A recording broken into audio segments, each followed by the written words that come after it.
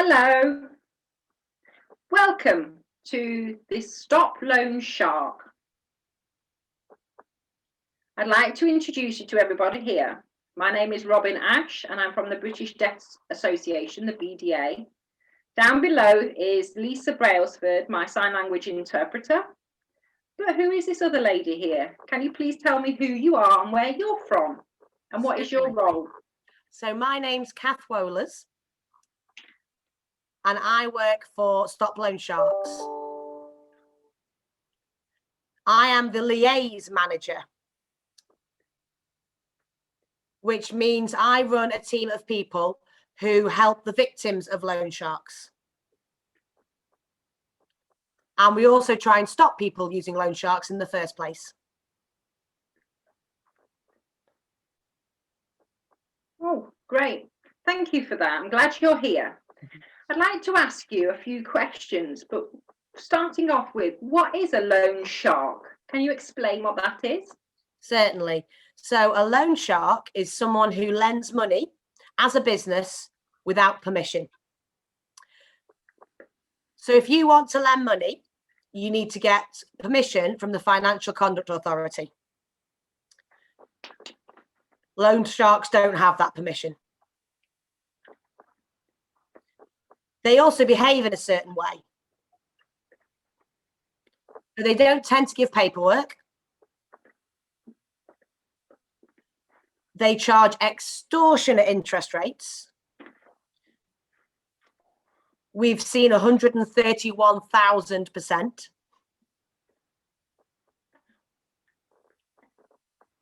And they can threaten you if you don't pay them, or if you say, hang on a minute, I've paid you back by now, surely. Ooh. They often seem to be your friend at first, but it turns out they're out for what they can get.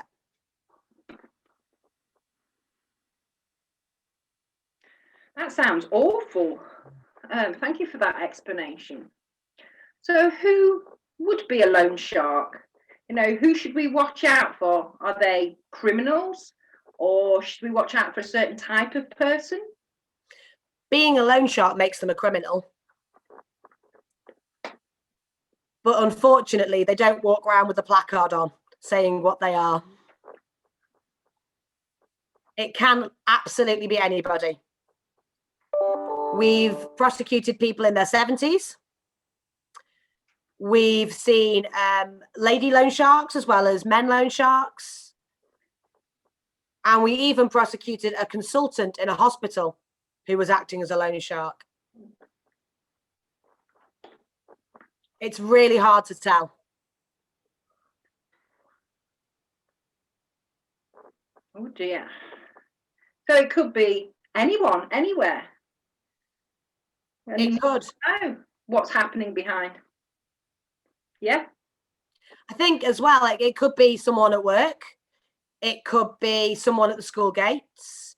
It could be someone in the pub. It could be someone you've known for years on the estate or you went to school with. Quite often, the people who borrow from loan sharks know them in advance. They just don't know they're a loan shark.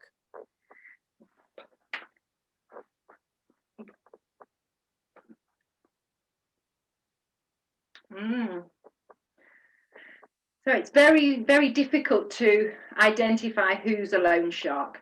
So if you have any suspicions, but you know, they take a lot of money from people. So what type of people do they target? Again, it can be anyone. We've had people who are kind of single mums on benefits, living in social housing. We've had nurses borrowing from loan sharks. 1 in 5 of the victims we helped last year was actually a homeowner. And 50% were in work, were in full-time work. So there's a bit of a misconception that it's just poorer people who would borrow from loan sharks, whereas actually it can be anybody.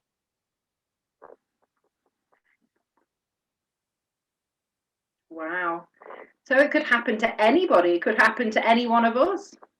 We could fall victim to that and then end up in that position.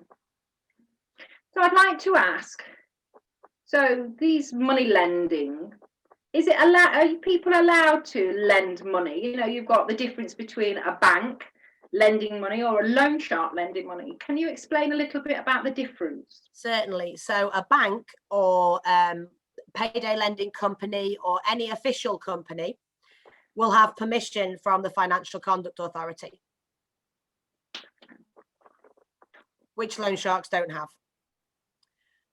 And the other side is, if you lend £50 to your friend and they give you £50 back next week, you're not a loan shark. It's only if you do it as a business.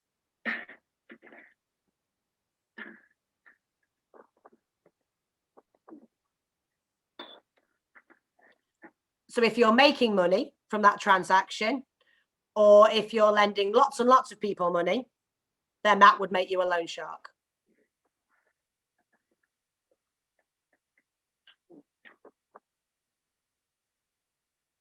Oh, very different. So deaf people need to be looking at the difference between a bank or a payday loan company and that are FCA approved through that symbol, so they can recognise it, an authorised lending company through the symbol, and those that don't have that, avoid it.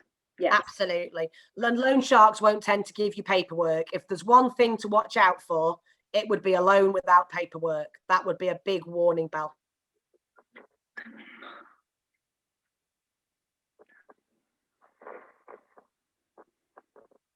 Yeah. So why do people borrow money? Why do people go to loan sharks and pay so much interest back and get into the position where they can't pay that back instead of going to a bank or an authorised lender? People tend to borrow for everyday expenses. It's the school uniform, the broken down car, Christmas, various different things. The reason they tend to go to the loan shark is mainly it's easy access.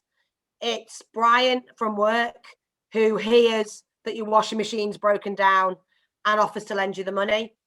It's Mary at the school gates who says, oh, uniform's so expensive, I'll help you out. And the point at which the loan is taken, they're so friendly, so plausible, doing you a favour.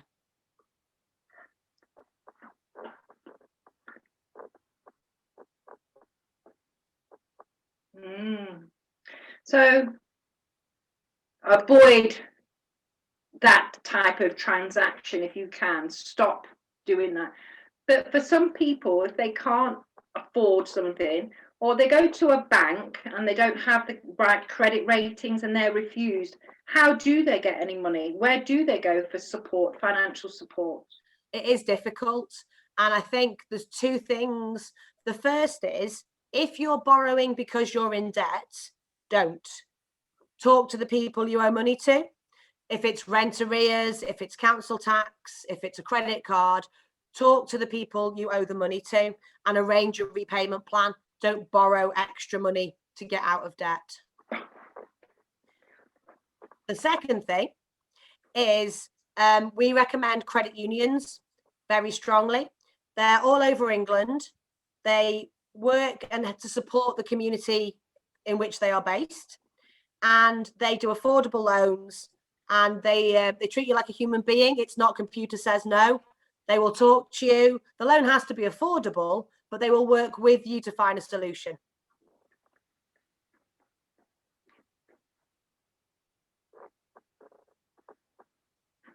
That's very interesting, the options that people have. I'm sure people don't know these options, that there are other options available. So basically, it's saying avoid a loan shark at all costs. Use a bank. If you can't get finance through a bank, try the credit union or try and look at debt advisors. Yeah.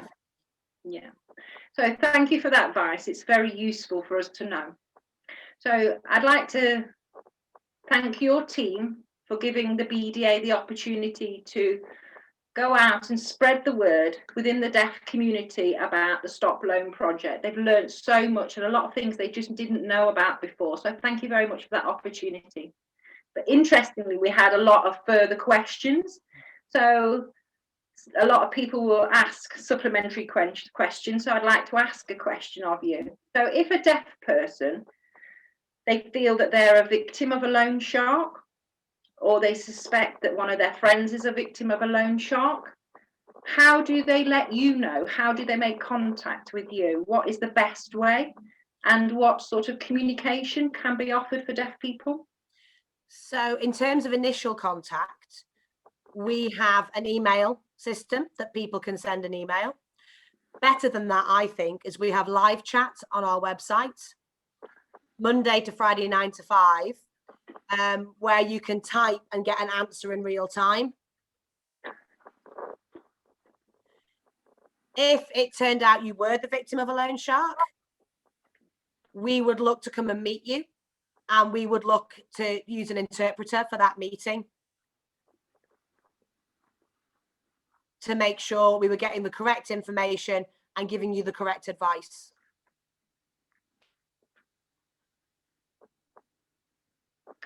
So if a deaf person needs to contact you in the meantime, you would provide an interpreter for the first meeting or every meeting that you would have? Every meeting we have, if that's necessary, that's no problem.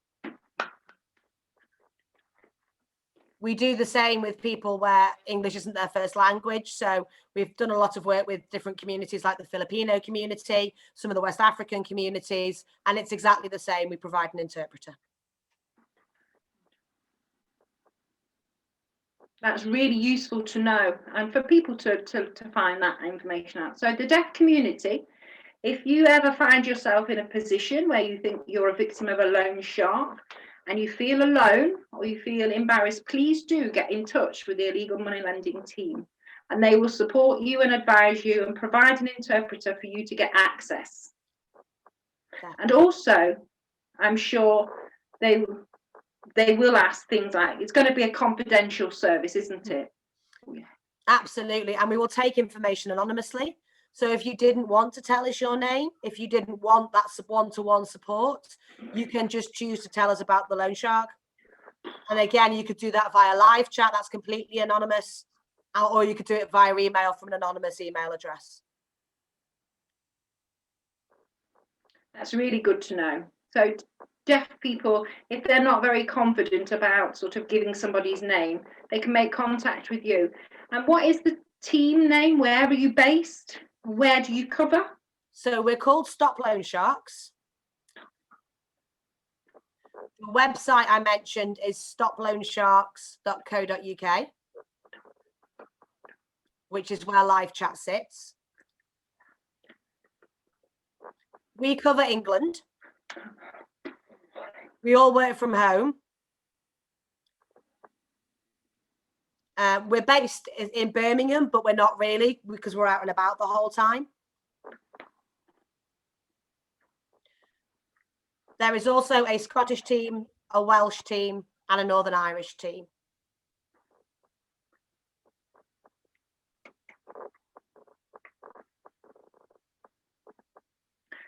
So any deaf people, wherever you live in the UK, don't think that it's too far for somebody to come and help you. They are there to support you. And if you're not sure, make contact. Or if you have any suspicions, make contact.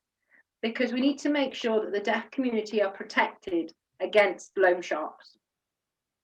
And we don't want the community to suffer. We want you all to be safe. So I'd like to say a huge thank you to Kath for your time today and explaining about the Stop Loan Shark project, which is really interesting. And I'd also thank you for your support for the British Deaf Association to go out and deliver this information to the deaf community to make sure our community is safe. So I look forward to seeing some more of your videos in the future. Thank you very much, Kath, and thank you very much, interpreter. Bye-bye.